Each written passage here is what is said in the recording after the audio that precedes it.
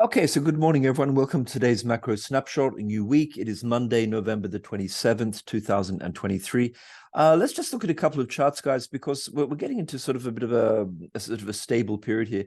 Just, I think the first thing to understand is that if you look at the VIX index is not at all-time lows, but it's certainly sort of, very comfortable at this level. And you can see here that the VIX, around about 12, 13 mark is at a level which is not going to be, let's just say, troublesome for equities. And one of the reasons that the VIX, which of course is, based on the S&P 500 options, is so low is because the MOVE index, which is the index of volatility in the bond market, is heading towards lows basically. It's at 107, and as you can see, compared to sort of recent action, that's a very comfortable level. So what the MOVE index is telling us is that the bond market is essentially sort of comfortable. It's in a range and at levels which it's comfortable with.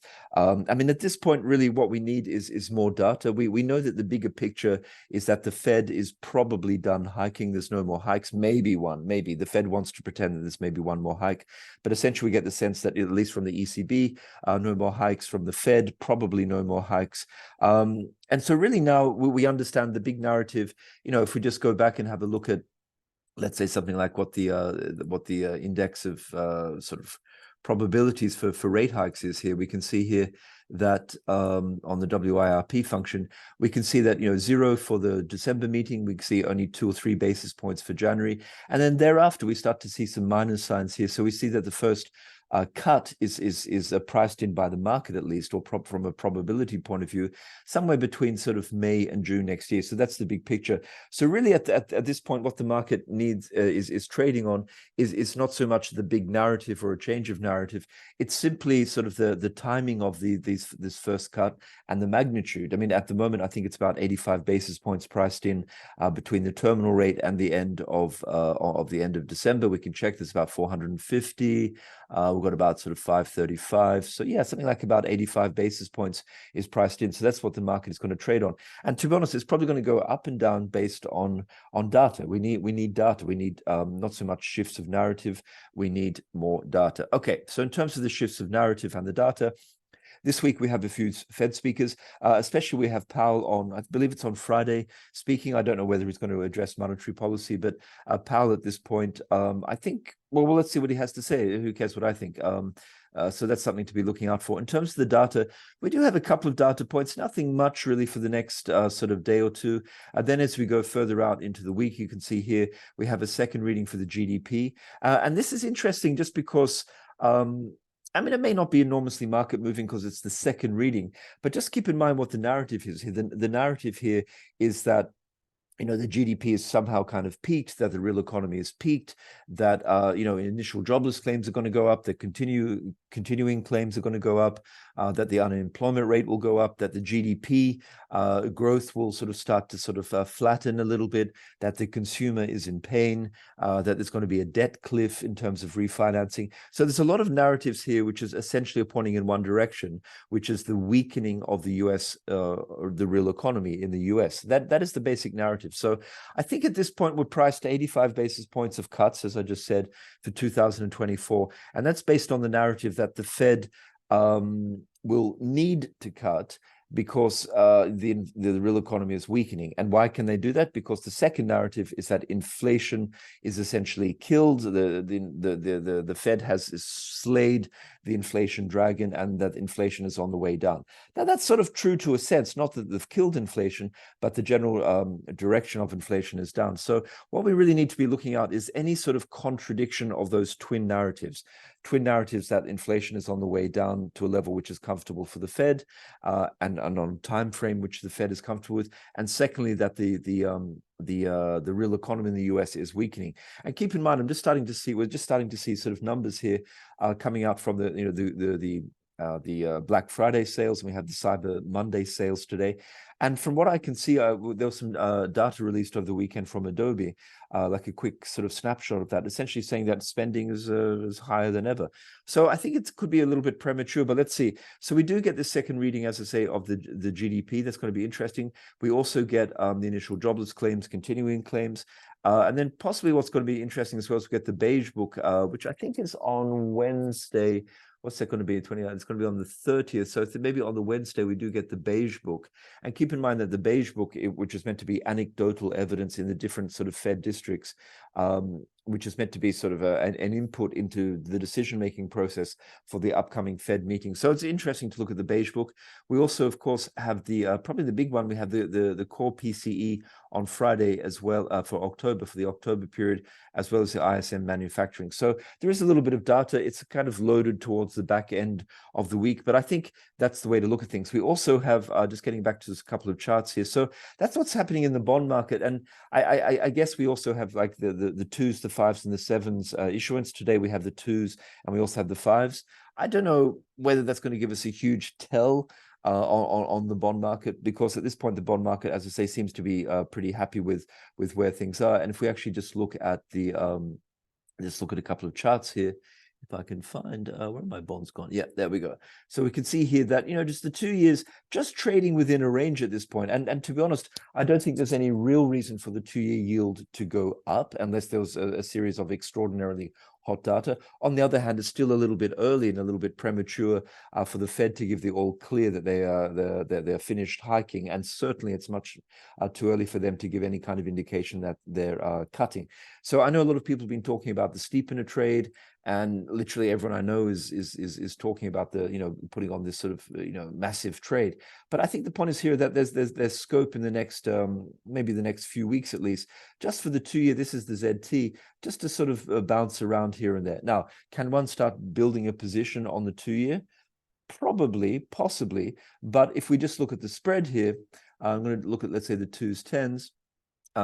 You can see here that it's come off quite a lot. It's flattened quite a lot. Now, do I think it's going to go down more than another sort of maybe 10 or 15 basis points, maybe down to, you know, something like around here, about minus 65 basis points or so? I think the chances of it going lower, so flattening more than that, are probably negligible at this point. Having said that, you know, there's a chance that if we get slightly hawkish or hottish data, that it could just sort of drift down a little bit. On the other hand, it is up this uptrend. So, you know, can one start building a position? Possibly, but just keep in mind that the Fed is not, you know, on schedule to cut, at least according to the market, before sort of May or June next year. And that could easily be priced out another 2 or 3 months further down the line. So the real steepening, which will be a bull steepening, will be led by the front end. And at this point, the move index is very low. There's not much volatility there. And we can see that the 2-year yields are not doing much. They're just in a sort of a trading box here, in a trading range. If anything, we see that they're creeping higher a little bit. So we'll see what happens with the data. It could be that the next catalyst for that could be the core PCE readings. For sure, if that is soft, if we get sort of higher continuing claims and initial jobless claims, and any sort of sense that maybe, you know, the sort of the Black Friday and the Cyber Monday sort of retail sales was a little softer than perhaps expected. Although, as I said, we're just getting data contradicting that. We could see, you know, these yields coming down at this point. Let's see how it all plays out. Okay, just so in other things going on here, guys. So let's just get back to the equities. We're starting to, it's that time of the year where we're starting to get a bunch of forecasts for 2024. Personally, I think, who knows?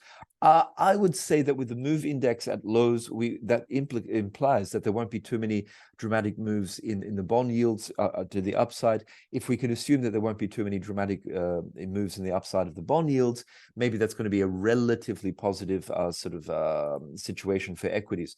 So do I see the equities going up a bit? I think it's possible for the equities to grind up a little bit at the moment. This sort of formation from a technical level is not my preferred one. This tends to sort of peter out after a little bit. But I think, you know, maybe bond equities, I mean, for me, it's a 50-50. I think equities could absolutely have a little bit of a retracement. Do I believe that's going to be a deep retracement? No, because there's no particular reason for equities to have a deep retracement. We have a strong economy. We have inflation, which is heading down slowly towards levels which the Fed is more comfortable with. And we also have volatility indexes indicating that no one's particularly worried. And we have real economy data, which is, you know, relatively solid. Now, again, we're going to have a bit more of a read of that at the end of the week. Who knows? Maybe strong data will be a sort of a good news is bad news kind of situation. But I don't think we'll be having too much of a pullback. And I think, to be honest, any kind of pullback, to 44.30 or even a more shallow one to 4,500 here would be an interesting buying opportunity. I mean, my base case is that probably the equities maybe grind up, just stop out a few market participants maybe by the end of the year. This sort of 46.40 level on the ES. Now, are they going to make new all-time highs? I don't believe so. But equities here, I think, are, just pretty comfortable, just sort of hanging out, basically waiting for any more news. A similar kind of situation with the Nasdaq. Obviously, that's a little bit more, a bit higher than the equivalent on the SP 500. I believe also Nasdaq might sort of grind up a little bit higher.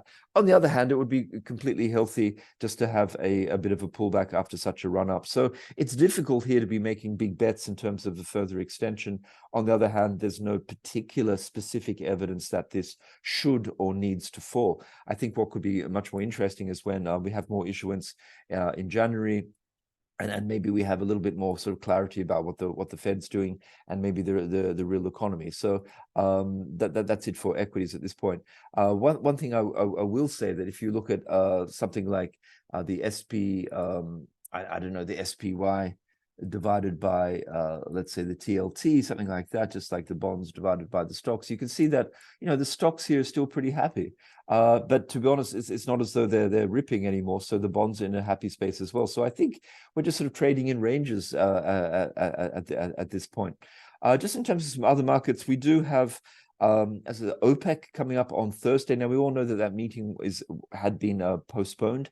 The big issue here, if we just look at OPEC here, we just look at the oil on the January contract here, just the last few days and again overnight, just sort of starting to come back. This is weak price action, guys. Like, we're in a downward channel. All rallies here have essentially failed. If we just throw that on a 4-hour chart, which I'll do right now, you can see that I was talking about, some of the sort of the hurdles which the bulls had to overcome, and quite frankly, if we just throw on I don't know, any kind of sort of fib retracement here, you can see that they did a little bit, but they essentially failed. They basically failed. They could not hold above this sort of very short term fib level, and they're now just coming back to retest the lows. So at this point, it's looking a little bit bearish. The idea here is that OPEC plus, the Saudis and the Russians maybe, but especially the Saudis, were unhappy with the fact that they were single-handedly taking the burden of all the cuts, and they were apparently sort of trying to communicate to other OPEC plus members that they wanted those members to respect the cuts and not to overproduce. There seems to have been, especially from countries like Angola and Nigeria, a bit of pushback to that. But what we're hearing now is that there's been, sort of behind the scenes, a bit of a smoothing over of their differences. So what do we expect from the meeting? We'll talk about it a bit later in the week, but we expect that possibly the Saudis will extend unilaterally their unilateral cut of 1 million barrels. But really, is that going to get the market that exciting? The market at this point has completely, I would say, discounted that. That's sort of more or less priced in. I mean, it could put some kind of rough approximate floor under the market. So going back to a daily, could that put a floor under the market? Yes, maybe down towards 72, something like that. But knowing oil, if it just pushes down a little bit further down here, I think that's probably going to be the low point. It's probably going to be a buying opportunity. But then you have to say, well, what would cause the oil market to have a significant rally? That would have to be an absolute surprise, like the Saudis coming out with a 2 million barrel per day unilateral cut, or something else. But that seems a bit far-fetched at this point, because what's happened is that the Saudis, by cutting, they've allowed the shale producers and other producers such as Iraq to essentially flood the market. So there's no shortage of oil at this point, and the oil market knows that the spare capacity is about 3 or 4 million barrels a day. So that's it, and so let's see what happens there. In terms of other news, there was a bit of a kerfuffle last week over in Germany that the Constitutional Court there essentially said that the German government, and I'll simplify here, the German government had been, out of bounds, like they're doing illegally spending money. So there was some idea that the Germans had to sort of cut back on their spending. Maybe issue some more bunds just to sort of keep the budget up. But at the end of the day, if we look at something like the spread between the US, let's say the US 10-year and the German 10-year, you can see here that any worries that the German yields would pop you can see here that actually, if anything, the German, the US 10-year yields are actually sort of popping a bit higher on a comparative basis to the German yields. And so that indicates to me that there's not a particular worry in the market that the German yields are getting out of control. That had that been the case, this number would have gone down there. So that's it, guys. I don't think there's a huge issue there, and we can see just overnight. We can see just looking in the European space here that where are we? Just want to try and find, like, let's say, for example, something like the Italian yield versus the German yield sort of going down a little bit. Not any particular worry there. The market, the bigger picture there is the market believes that the ECB, like the Fed, has stopped hiking and will be cutting at some point. And that sort of dovishness, it's reflected a little bit just in the dollar index. You see the dollar index here, the DXY, the Dixie going down a little bit. So just a bit of softening here. We're seeing emerging markets having a good run. We're seeing some of the commodity currency, like the euro, for example, doing quite well, at least against the dollar. We see that the Aussie dollar breaking out. We see the New Zealand dollar breaking out. CAD, also doing relatively well. And so what we are seeing here is that, general dollar weakness, at least against sort of the commodity dollar blocks and the European ones, not so much against the Asian currencies. So you can see here versus the renminbi, US dollar had some weakness, but now is just sort of stabilizing. We also see against the yen sort of stabilizing, but still overall dollar weakness. Now, can that last? There's this whole thing that, the Fed's cutting, et cetera, American economy is weakening. But that, I think, is a shorter term thing. I honestly think that's a shorter term thing, because if we fast forward, 3 or 6 months, do we really think the emerging markets and the rest of the world is going to outperform the US economy? Do we really think that other economies and central banks are going to be less dovish than the Fed? I doubt it. So I think this sort of emerging market, rest of the world kind of story, we're getting maybe towards the end point of that. I mean, if we look at, let's say, the EEM, you can see that that's had a pretty nice run up. We'll see, but I think really what's going to happen is that there's space for the US dollar maybe to weaken a little bit over the next sort of period. But it could even be as early as this week, where if we get, let's say, sort of very sort of positive data for the initial jobless claims, let's say maybe the GDP second reading, and let's say the ISM. Let's imagine a hypothetical situation where all three of those data points are strong or indicating a strong economy. It could be very easy for the US dollar to find some renewed vigor and for the yields to push up, and generally, a bit more of a flattening of the curve. We shall see. Okay, guys, so that's about it. It could be relatively quiet for the next day or two, maybe some range trading. Be curious to see how the equities, if they sort of move today, and we'll just keep an eye out for any sort of headlines coming out of OPEC as well, just as a precursor to the meeting, which, by the way, is not happening in Vienna. That's now going to be an online meeting. Okay, I'll leave it there. Things should start picking up towards the middle and the end of the week. Take care. We'll be talking soon, no doubt. Thank you.